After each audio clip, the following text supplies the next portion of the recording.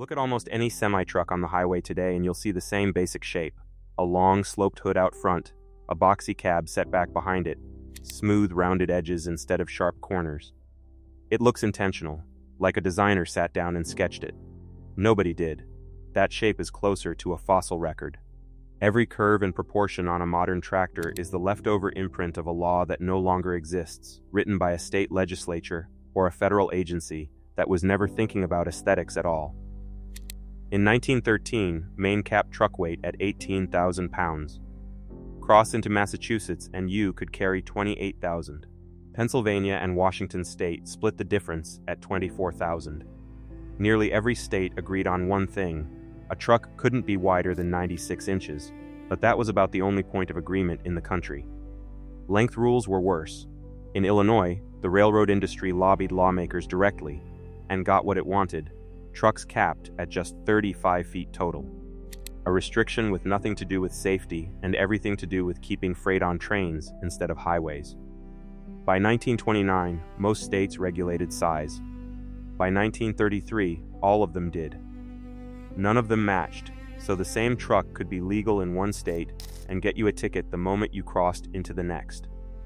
The Federal Aid Highway Act of 1956 fixed part of the problem.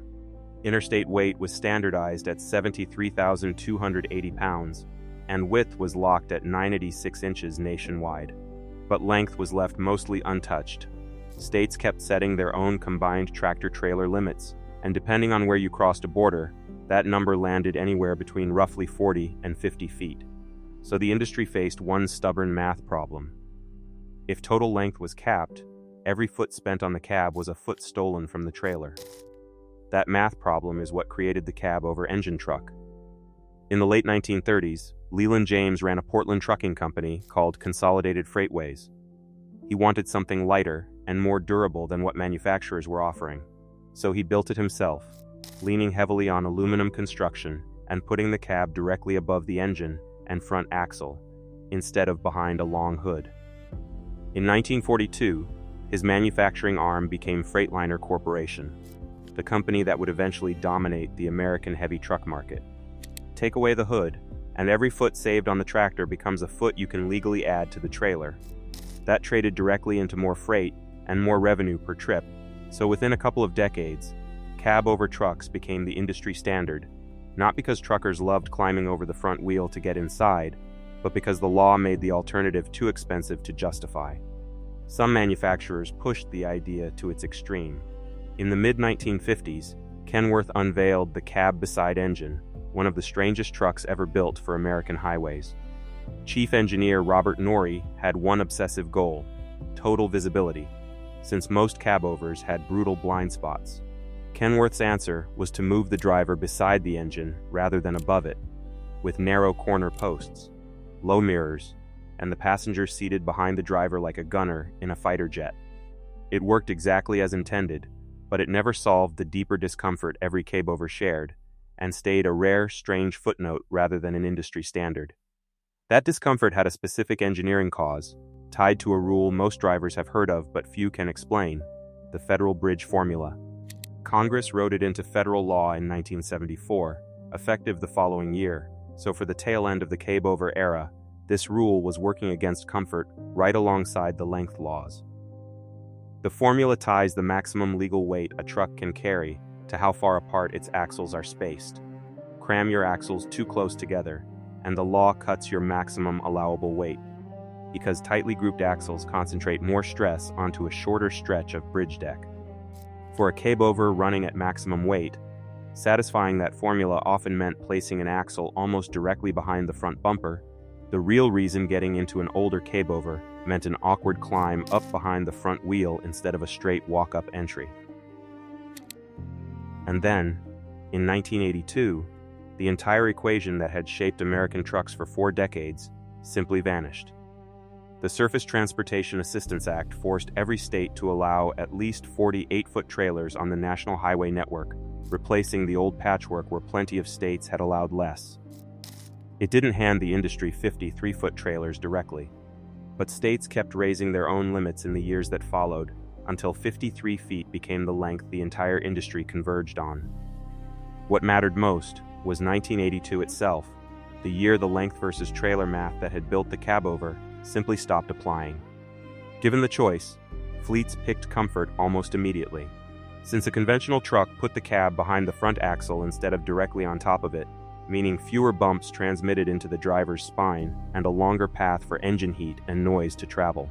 Within a few years, the cabover went from industry standard to a niche vehicle used mostly for garbage trucks and terminal tractors, where a tight turning radius still mattered more than comfort. So by the mid-1980s, truck shape had been freed from the length law that built it. But almost immediately, a different force started reshaping it, one that had nothing to do with legislation and everything to do with the price of diesel. If you're finding this kind of trucking history useful, hit subscribe. I dig into stories like this every week, the hidden regulatory and engineering decisions that quietly built the industry you see on the highway today. Now, here's where things get stranger, because the next chapter of this story starts at NASA. During the 1970s fuel crisis, researchers at NASA's Dryden Flight Research Center weren't thinking about trucks at all. They were testing drag reduction on boxy delivery vans, and rounding off all 4 front edges cut aerodynamic drag by 52%, with sealing the underside adding another 7%, an estimated 15 to 25% gain in highway fuel economy. Curious whether the same principle scaled up, the Dryden team leased an actual cab over engine tractor trailer. Still the dominant heavy truck design of the era, smoothed its blunt front end with curved sheet metal, and again saw drag drop by more than half. Later tests with underbody fairings and a tapered tail on the trailer showed a further 15% reduction. It was a government research project born out of an energy crisis, run by engineers who studied airplanes for a living. And it quietly became the blueprint for how every semi-truck on American roads would eventually look. In 1985, Kenworth released the T600, the first mainstream American truck with a deliberately sloped, rounded nose built specifically to cut wind resistance. Within a few years, other manufacturers followed with their own aerodynamic hoods, and trailer builders caught up too with nose cones. Side skirts and roof fairings borrowed almost directly from the same principles NASA had tested on that leased cabover a decade earlier. The EPA has since credited these aerodynamic packages with measurable fuel economy gains, in some cases more than a few percent per truck, savings that compound into real money across a fleet running thousands of highway miles a month.